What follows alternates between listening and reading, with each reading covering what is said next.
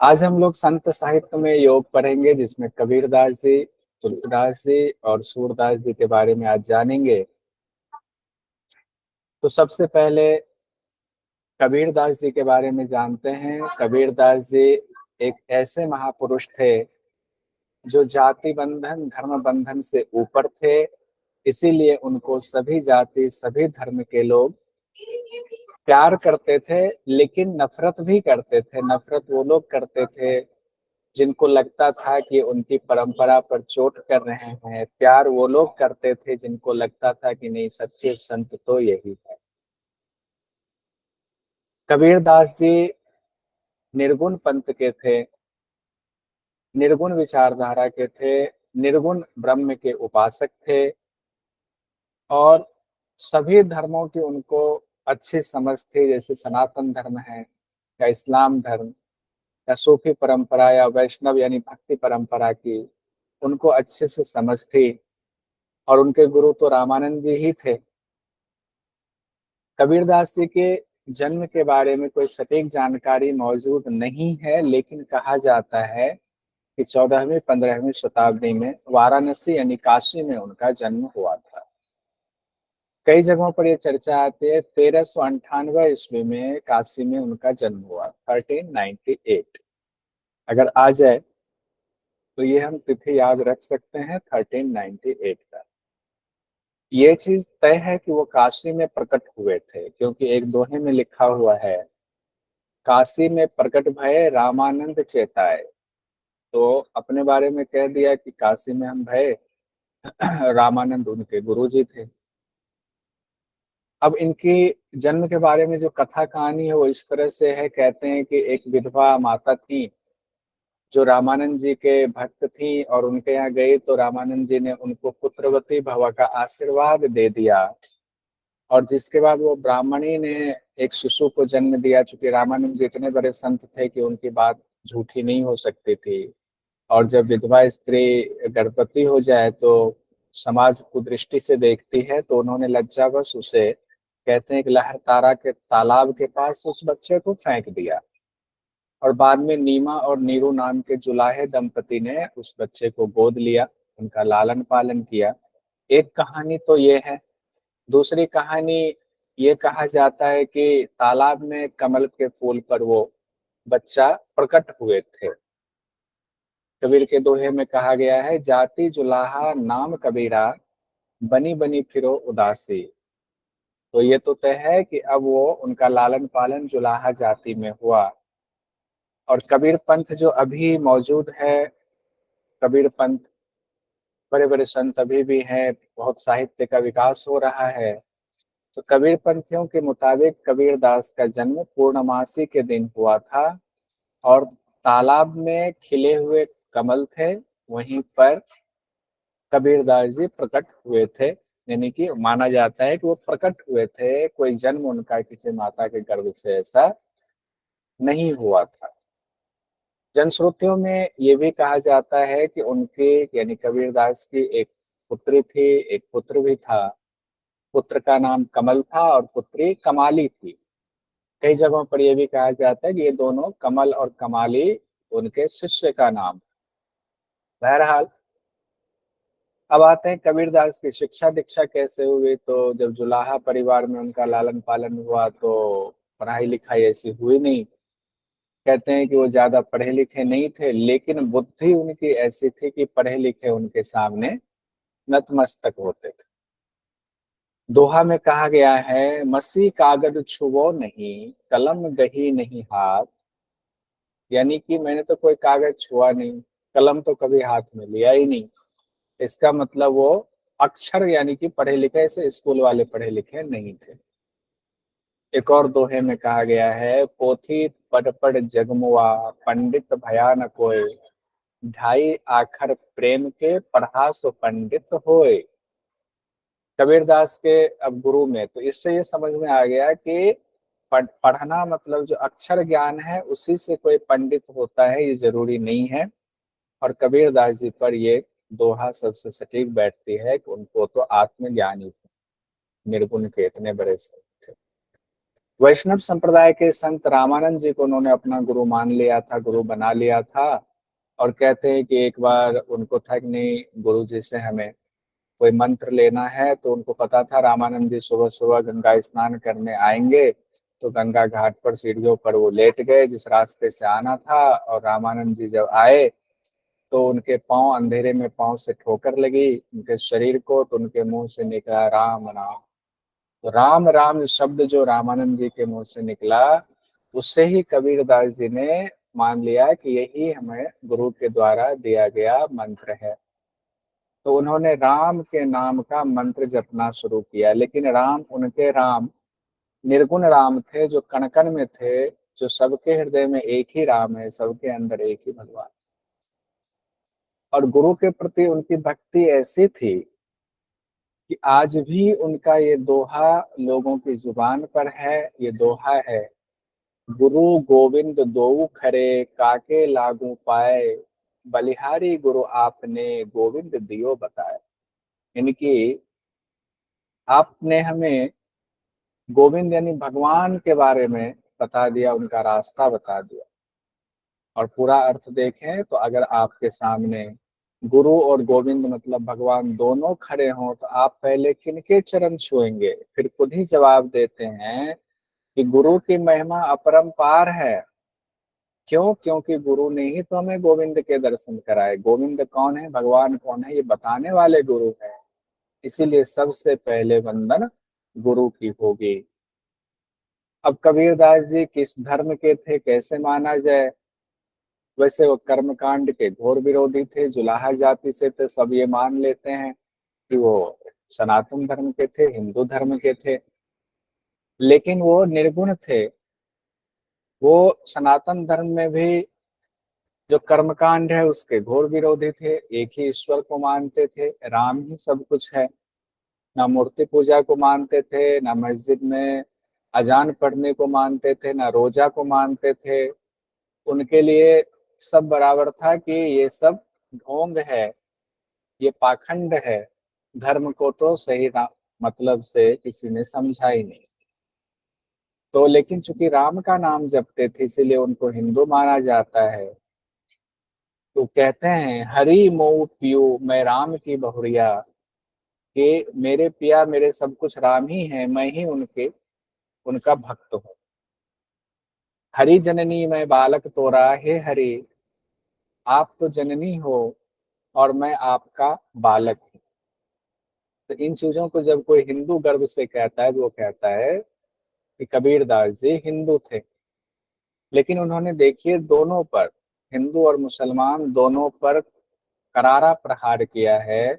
हिंदुओं पर प्रहार करते हुए उन्होंने कहा है, पाथर पूजे हरि मिले, तो मैं पूजूं पहाड़, ताते ये चाकी भली, पीस खाए संसार।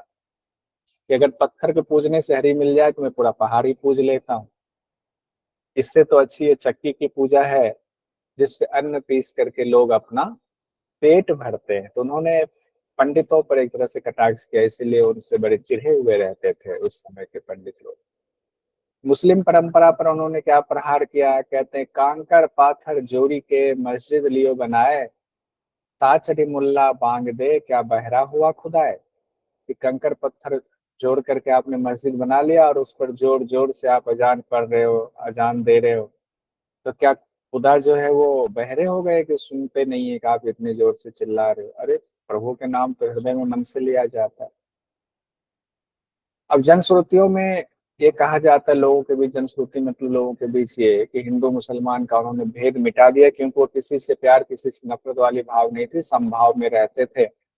तो धीरे धीरे जब उनके भक्ति लोगों ने देखी तो सभी धर्म के लोग जो अच्छे भाव वाले थे उनसे जुड़ने लगे। वो हिंदू भी थे, मुसलमान के लोग भी उनसे जुड़ रहे थे। अब वो चाहे हिंदू धर्म की अच्छी बात हो, चाहे इस्लाम धर्म की हो, उसको अपने सत्संग में शामिल करते थे, उसको मानते थे, लेकिन पाखंड को नहीं मानते।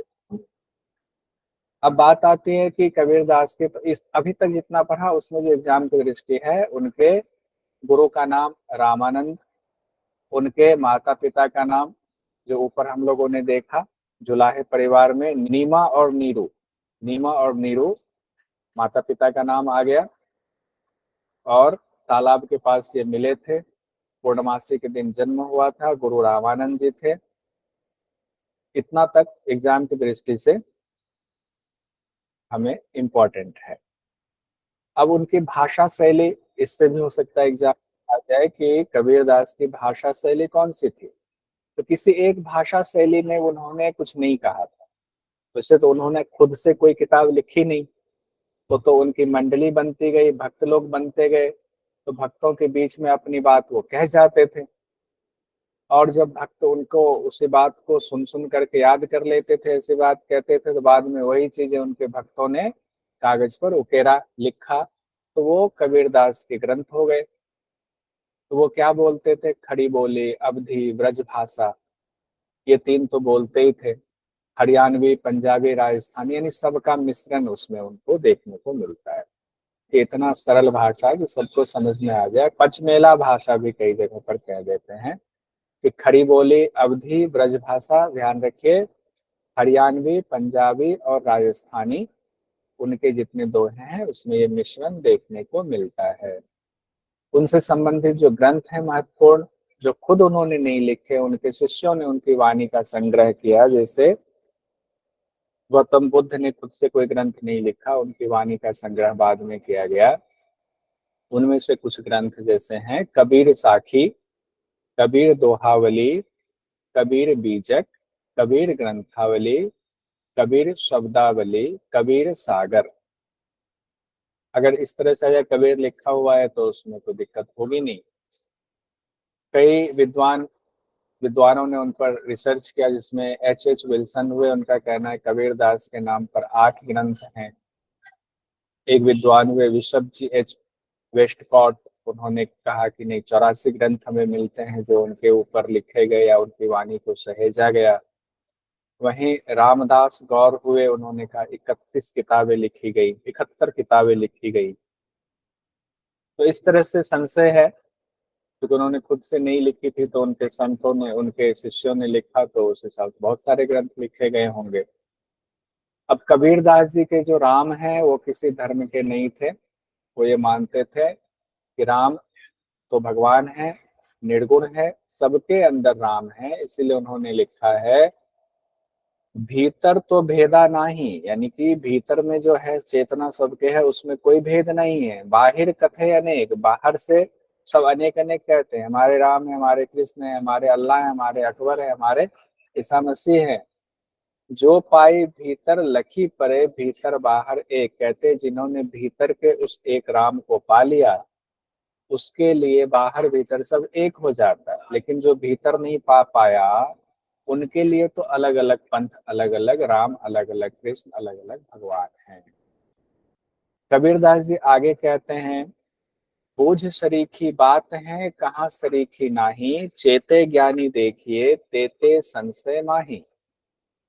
यानी कि परमात्मा की बातें समझने की चीज नहीं है, यह कहने लायक नहीं है, अनिर्वचनीय है, वो आप बोल नहीं सकते। जितने ज्ञानी हैं वे अत्यंत भ्रम में हैं।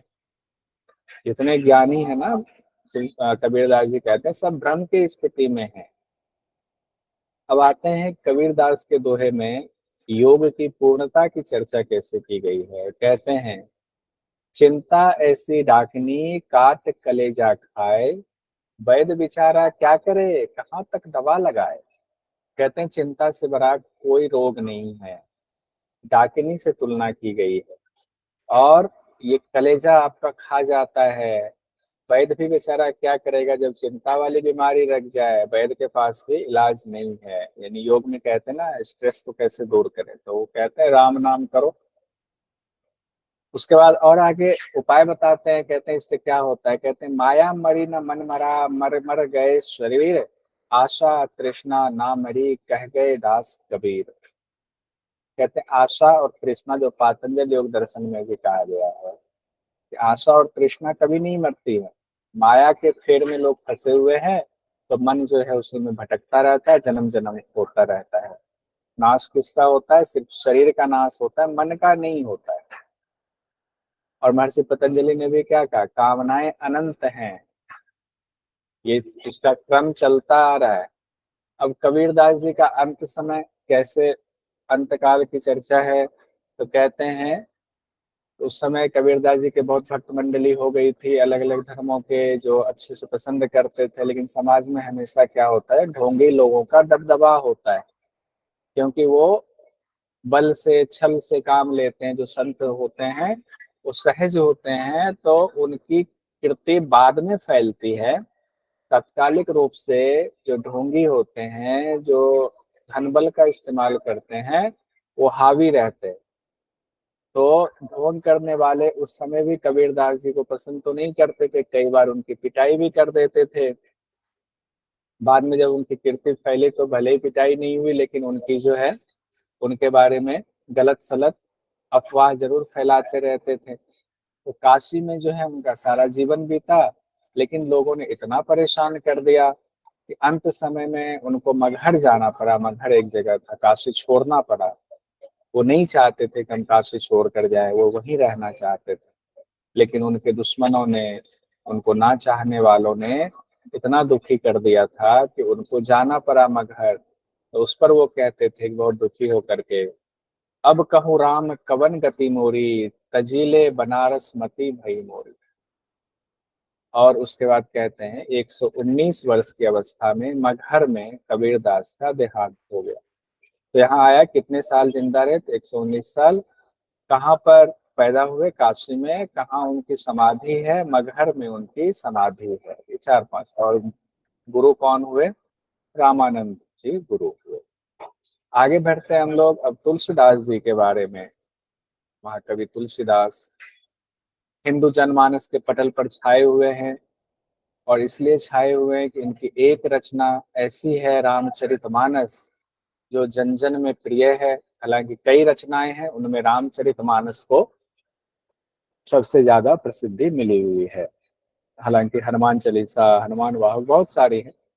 तो इन्होंने अपने रामचरितमानस में, जो इनका रामचरितमानस है, मूल ग्रंथ तो वो वाल्मीकि जी का जो वाल्मीकि रामायण है वही है। और इसीलिए जब शुरुआत करते हैं रामचरितमानस की, तो उसमें तुलसीदास जी ने गुरु वाल्मीकि जी को प्रणाम किया है, उनका धन्यवाद किया है, और फिर बाद में कहा कि आपकी कथा को हमारे गुरु ने जितना बताया, उसमें जितना हमें याद है, उसको हम लोगों के सामने रख रहे हैं।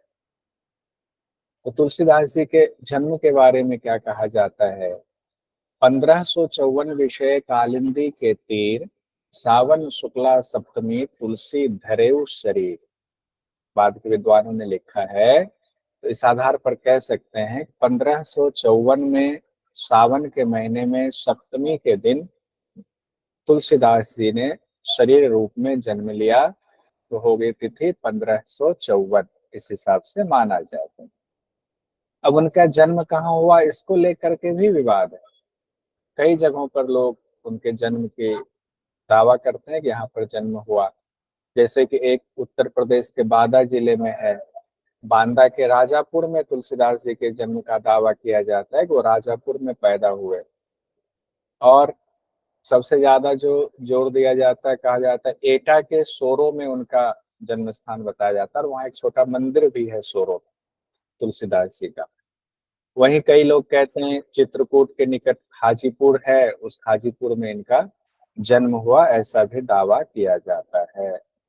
लेकिन सोरो के बारे में सबसे ज्यादा जोर दिया जाता है कि सोरो ही है, वहाँ मंदिर भी है, वहाँ उनकी पांडुलिपि भी है। जाति और वंश की बात करें तुलसीदास जी की, तो ब्राह्मण कुल में पैदा हुए। हालांकि कई लोग इससे भी इत्तेफाक नहीं रखते हैं, लेकिन विनय पत्रिका से ये जाहिर होता है कि वो ब्राह्मण कुल में पैदा हुए। लेकिन तुलसीदास जी तो जाति पाति से कोई नहीं था लगाव, वो जाति पाति में विश्वास ऐसा नहीं करते थे कि हम उच्च कुल में हुए तो बहुत अच्छा है। विनय पत्रिका में लिखा हुआ है, दिए सुकुल जन्म शरीर, सुदूर हेतु जो फल चारी को, जो पाई पंडित परम पद, पावत पुरारी मुरारी को। तो भले ही पंडित थे, लेकिन कहते हैं जो परम पद को पा गया वही सबसे उत्तम है। जाति के नाम पर चिढ़ते थे, तो उन्होंने लिखा है, मेरे जाति पाति ना चाहो, काहू का जाति पाति, मेरे को काम को ना, ना मैं काहू के काम को। जाति पाति क्यों कर रहे हो? इससे कोई मेरा लेना देना नहीं है, मैं किसी जाति का नहीं, किसी जाति से मेरा कोई लेना देना नहीं। और बाद के विद्वानों ने जब उन पे रिसर्च किया उन पे, तो लिखा कि कानकुब्ज ब्राह्मण थे, और सोरो गांव में जो मंदिर है वहाँ के लोग कहते हैं कि वे सना ब्राह्मण है। तो बहरहाल, अब आते हैं उनकी माता का नाम क्या है। हुलसी देवी उनकी माता का नाम है, और आत्माराम दुबे उनके पिता का नाम। तुलसी देवी जो नाम है ये उन्होंने खुद ही लिखा हुआ है तुलसीदास जी ने। रामायण रामचरितमानस के बालकांड में जब शुरुआत हो रही है तो सबको प्रणाम कर रहे हैं कि हम जो है ये ग्रंथ की रचना करने जा रहे हैं, तो उस दौरान खुद ही तुलसीदास जी कहते हैं, जम जम गम जम गन मुह मसी जग जवनासी, जीवन मुकुति हेतु जनु कसी काशी, राम ही प्रिय पावनी तुलसी से, तुलसीदास हित ही हिये तुलसी से। तो यहाँ पर उन्होंने जो तुलसी शब्द दिया है, तो ये अपनी माता का नाम उन्होंने दिया है, जिससे ये जाहिर है कि उनकी माता का नाम तुलसी देवी था। ये उन्होंने खुद ही लिखा। इस दोहे का अर्थ ये है, यमदूतों के मुख पर कालिख लगाने के लिए यह जगत यमुना जी के समान है, और जीवों को मुक्ति देने के लिए मानो काशी है। यह श्री रामचंद्र जी को पवित्र तुलसी के समान प्रिय है, और तुलसीदास के लिए हुलसी के समान हृदय से हित करने वाली। अपनी माता को यहाँ उन्होंने नाम लिखा है, तो इसमें कोई संशय नहीं, उनकी माता का नाम हुलसी। रामचरित मानस की रचना कब की तुलसीदास जी ने, तो इस बारे में उन्होंने रामचरित मानस में लिखा है। क्या लिखा है, मैंने उसी को फोटो खींच करके यहाँ आपके सामने रखा है गीता प्रेस की पुस्तक से। सादर सिवही नाई अब माथा, बरनऊ विशद राम गुण गाथा, संबत 1631 करऊ कथा हरिपद धरी सीसा। कि अब मैं आदर पूर्वक श्री शिव जी को सिर नवाकर श्री रामचंद्र जी के गुणों की निर्मल कथा कहता हूँ। श्री हरि के चरणों पर सिर रख करके संवत कहते हैं, संवत 1631 संवत 1631 में इस कथा को आरंभ करता हूँ। तो संवत 1631 में रामचरितमानस की रचना उन्होंने प्रारंभ की। अब यहाँ पर रहीम के दोहे में भी उनकी माता का नाम तुलसी था, ये कहा गया है। तो इसको आगे बढ़ते हैं। तुलसीदास जी के गुरु कौन थे, अब वो देखते। भविष्य पुराण एक है, भविष्य पुराण में कहा गया है कि राघवानंद जी तुलसीदास के गुरु हैं। वहीं सोरो जहाँ उनका जन्मस्थल बताया जाता है, वहाँ जो दस्तावेज मौजूद हैं, जो पुस्तकें मौजूद हैं, उसमें नरसिंह चौधरी जी को उनका गुरु माना गया, और ज्यादातर मान्यता में नरसिंह चौधरी जी को ही कहते हैं। हो सकता है कई गुरुओं से उन्होंने ज्ञान प्राप्त किया हो। कई विद्वान जगन्नाथ दास जी को उनका गुरु मानते हैं, लेकिन ज्यादा मान्यता नरसिंह चौधरी जी की ही है। तो माना जाता है कि नरसिंह चौधरी ही उनके गुरु थे। वैसे हनुमान जी उनके गुरु, जो आध्यात्मिक गुरु थे, हनुमान जी थे। चूंकि उन्होंने हनुमान जी ने भगवान राम से मिलवाया था, उनके आराध्य से मिलवाया था, तो गुरु ही आराध्य से मिलवाते हैं, तो कहते हैं हनुमान जी उनके गुरु थे। उन्होंने लिखा भी है, तुलसी साथी विपत्ति के, विद्या विनय विवेक, साहस सुकृति सुसत्य व्रत, राम भरोसे एक। उन्होंने भगवान राम को अपना आराध्य माना है, भगवान राम ही उनके आराध्य थे। और ये कहा जाता है कि तुलसीदास जी 12 महीने तक अपनी माँ के गर्भ में रहे, और जन्म के समय से ही उनके 32 दांत मौजूद थे, ऐसा जनश्रुतियों में कहा जाता है।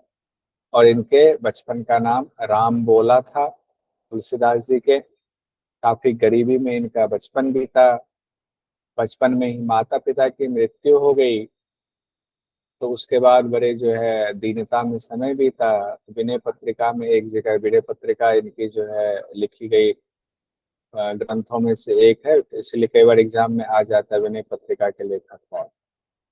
द्वार द्वार दीनता कहीं काढ़ी रद पारी पाहूं।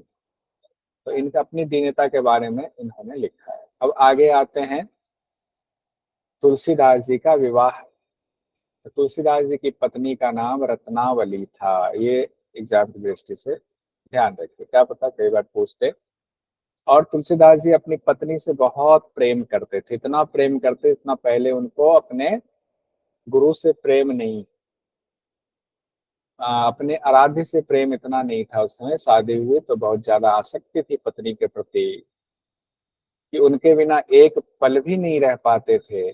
एक कहानी प्रचलित है, सब लोग जानते हैं, जनमानस जानता है, कि जब पत्नी मायके चली गई, तुलसीदास जी व्याकुल हो गए और रात्रि में वो पत्नी से मिलने के लिए बोले, नहीं इतनी व्याकुलता में रुक नहीं सकता। तो अंधेरी रात में तुलसीदास जी चल दिए ससुराल, और नदी पार करना था, ससुराल नदी के पार था। तो नदी कैसे पार करते, तो वहां एक सोचा एक लकड़ी है, वो सुध बुध खो बैठे थे। लकड़ी, सबको ही लकड़ी समझ लिया और सबको पकड़ करके नदी पार कर लिया। और नदी पार करके पत्नी के पास पहुंच गए। पत्नी ने देखा कि इतनी रात को आए हैं, लोग क्या कहेंगे। तो पत्नी ने उनको सीख दी कि आप क्या इतना प्रेम जो प्रभु से करता हूँ, आप जो इतना प्रेम मुझसे कर रहे हैं, अगर इतना ही प्रेम आपको प्रभु से हो तो जिंदगी बदल जाएगी आपकी। तो उस सीख से उनको बड़ा झटका लगा कि जिनके लिए हम इतनी दूर आए हैं, उनको हमारे प्रेम की कदर नहीं है, तो शायद भगवान ने ही ऐसा कराया होगा। तो फिर उन्होंने भगवान रामचंद्र जी को अपना आराध्य बना लिया। और कहते हैं कि वही घटना थी कि तुलसीदास जी को एक नया जन्म मिला, आध्यात्मिक जीवन का। उनके अंदर जो बीज पहले से पड़ा था उसका पर्दा हटा और नया जीवन उनका शुरू हुआ। उसके बाद कहते हैं हनुमान जी की प्रेरणा से तुलसीदास जी ने चित्रकूट में रामचरितमानस की रचना की। तो दोहा भी है, चित्रकूट के घाट पे भई संतन की भीड़, तुलसीदास जी चंदन घिसे, तिलक देत रघुबीर। तो बहुत मशहूर है ना। अब तुलसीदास जी उस समय थे जब अकबर का शासन हुआ करता था, तो अकबर भी उनके मुरीद हो गए थे। और तुलसीदास जी के उनकी भक्ति को देखकर, उनके दोहे को सुन करके, उनकी विद्वता को देख करके तुलसीदास जी को अपने दरबार में दरबारी कवि बनाने का प्रस्ताव रखा। नवरत्नों में शामिल करने के लिए उनको प्रस्ताव भेजा, लेकिन उनको किसी चीज की चाहत नहीं थी। तो उन्होंने कहा हमें कुछ नहीं चाहिए। अब जब पत्नी से वियोग हो गया, अब राम ही उनको सब कुछ थे, राम राम से जो मिल जाए उनको भला किस चीज की जरूरत हो। तो उन्होंने सम्राट अकबर के प्रस्ताव को ठुकरा दिया। अकबर ने कहा था आप बन जाओ, आपको मनसबदारी दे देते हैं, इतनी जमीन दे देंगे, आपको टैक्स आएगा, आप रहना, आप महल में रहना। कहाँ आप जो है इतने अ, वैरागी का जीवन जी रहे हो। लेकिन उनको तो वही वैरागी जीवन ही भा रहा था। उन्होंने कहा हमें मनसबदारी नहीं चाहिए, हमें नवरत्न में शामिल नहीं होना है। लेकिन फिर भी अकबर, उस समय उनके दरबार में थे अब्दुल रहीम खान खाना। तो अब्दुल रहीम खान खाना लगातार तुलसीदास के संपर्क में रहते थे कि क्या है पता इनका मूड बदले तो इनको नवरत्न में शामिल कर लेंगे। और वो बड़ा एक दूसरे का सम्मान करते थे, अब्दुल रहीम खान खाना भी और तुलसीदास जी भी अब्दुल रहीम का सम्मान करते थे। अब तुलसीदास जी की उसमें कई कथाएं ऐसे प्रचलित हैं, लेकिन उस पर हम नहीं जाएंगे। तुलसीदास जी की 12 रचनाएं प्रसिद्ध हैं जो एग्जाम की दृष्टि से महत्वपूर्ण है। ये भी आता है कि रामचरितमानस की रचना किस भाषा में हुई, तो अवधी भाषा में हुई, ये ध्यान रखिएगा। रामचरितमानस किस भाषा में है, अवधी भाषा में। इनके लिए भी इनका बड़ा विरोध हुआ था कि संस्कृत छोड़कर अवधी भाषा में क्यों। अवधी भाषा में और कौन कौन से ग्रंथ हैं, रामचरितमानस तो है ही, रामलला नहछु नाम से है, बरवाई है, रामयन है, पार्वती मंगल है, जानकी मंगल और रामजा प्रश्न करके, ये अवधी भाषा में। ब्रज भाषा में क्या है, कृष्ण गीतावली, गीतावली, साहित्य रत्न, दोहावली, वैराग्य संदीपनी और विनय पत्रिका। तो ध्यान रखिएगा, रामचरित, दोहावली और विनय पत्रिका, ये एग्जाम में पूछा जाता है। दोहावली के लेखक, रामचरितमानस के लेखक, विनय पत्रिका के लेखक। अन्य रचना भी है इनके, जैसे हनुमान चालीसा किनकी रचना है, तुलसीदास जी की। हनुमान बाहुक किनकी रचना है, तुलसीदास जी की। हनुमान अष्टक तुलसी सतसाई, जानकी मंगल, पार्वती मंगल, संकट मोचन, ये सब रचना तुलसीदास जी की है। ऊपर हम लोगों ने कबीरदास जी में पढ़ा था ना कि उनकी रचना कोई नहीं थी, उनके शिष्यों ने उनके दोहे को संकलित किया था, लेकिन तुलसीदास जी ने लिखी थी, किताबों को लिखा था। रामचरितमानस की रचना अवधि में करने की वजह से उनको, उस समय जो ब्राह्मण लोग थे, रामायण के विद्वान थे, उन्होंने बहुत विरोध किया कि संस्कृत में ही धर्म ग्रंथ होने चाहिए, किसी और भाषा में नहीं होने चाहिए। लेकिन उनको था कि नहीं, हम इसी भाषा में रखेंगे, अवधि में ही रखेंगे। तो उन्होंने किसी की नहीं सुनी, जिनको विरोध करना है करे, जिनके पास कुछ है नहीं, जिनको किसी की चाहत नहीं है, जिनके लिए सिर्फ प्रिय राम ही है, उनको भला किसी से डर कैसा। तो अब रामचरितमानस में भी 7 कांड हैं। बाल कांड, अयोध्या कांड, अरण्य कांड, किष्किंधा कांड, सुंदर कांड, लंका कांड और उत्तर कांड। इसमें 10 से 73 दोहे हैं। कहते हैं रामचरितमानस को लिखने में उन्हें 2 साल 7 महीने और 26 दिन लगे थे। 2 साल 7 महीने 26 दिन। भारत के पूर्व राजनयिक हुए और साहित्यकार हुए पवन कुमार वर्मा जी, उन्होंने रिसर्च किया तो उन्होंने अपनी किताब में लिखा, किताब का नाम था the greatest ode to Lord Ram, Tulsidas Ramcharitmanas पे। उन्होंने लिखा कि तुलसीदास जी ने रामचरितमानस की एक पांडुलिपि की कॉपी अकबर के 9 रत्नों में से जो एक थे टोडरमल जी, उनको दी थी कि रामचरितमानस की एक पांडुलिपि आप अपने पास सुरक्षित रखो, कहीं यहाँ से गायब ना हो जाए। तो टोडरमल को दी थी सुरक्षित रखने के लिए। और उन्होंने भी, पवन कुमार वर्मा ने भी इस बात का जिक्र किया है कि काशी के जो पंडित लोग थे वे इस बात से नाराज थे कि राम के चरित्र का वर्णन संस्कृत से हट करके अवधि में क्यों है, या किसी और सामान्य जन सामान्य की भाषा में क्यों है। हालांकि बाद में सब लोगों ने स्वीकार कर लिया, शुरुआत में दिक्कत होती ही है। कई विद्वानों का मानना है तुलसीदास जी महर्षि वाल्मीकि जी के अवतार हैं। अंतिम समय कहा जाता है तुलसीदास जी ने काशी में 1623 में राम नाम का जाप करते हुए मोक्ष को प्राप्त किया। तो बहुत छोटे में, संक्षिप्त रूप में हम लोगों ने तुलसीदास जी के जीवन चरित्र को देखा।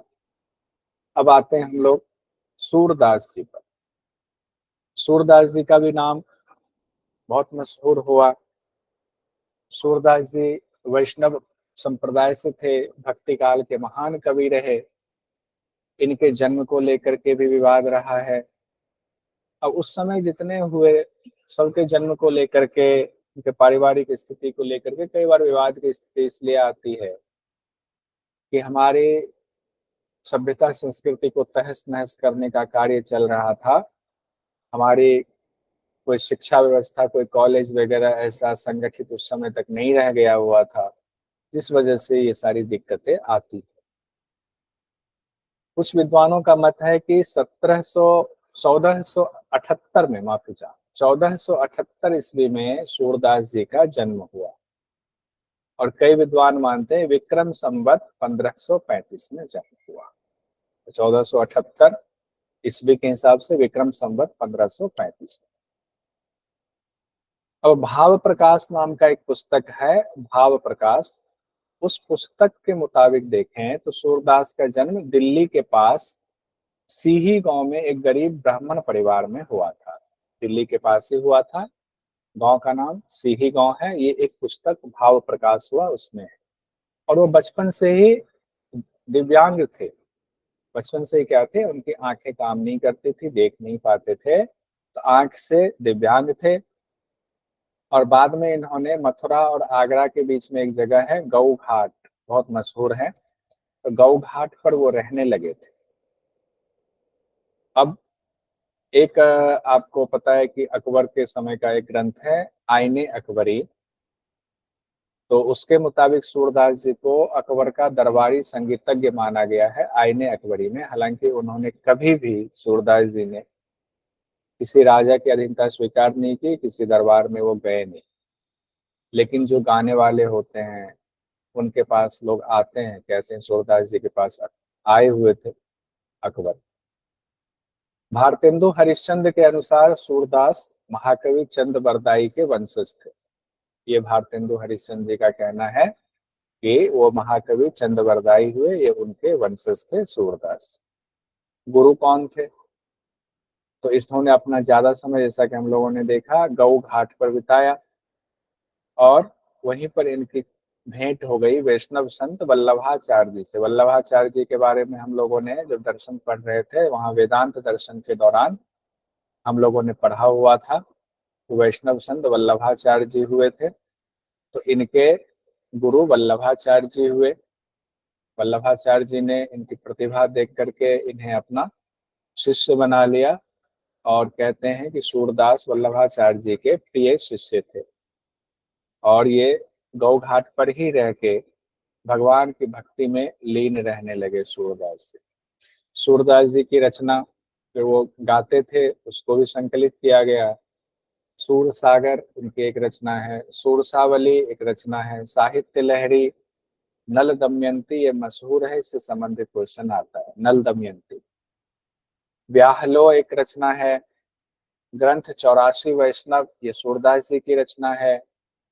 कई विद्वानों के मुताबिक उन्होंने 16 ग्रंथों की रचना की थी, जिसमें और भी ग्रंथ क्या हैं? दशम स्कंद टीका, नाग लीला, भागवत, गोवर्धन लीला, सूर पचीसी, प्राण प्यारी, ये महत्वपूर्ण है, जिसमें से सबसे महत्वपूर्ण नल दमयंती एग्जाम की दृष्टि से है। अकबर इनके भी मुरीद हुए थे। उनके गायन शैली के इतना अच्छा गाते थे, क्या लयबद्धता थी, तो अकबर उनके मुरीद हो गए उनकी शैली के।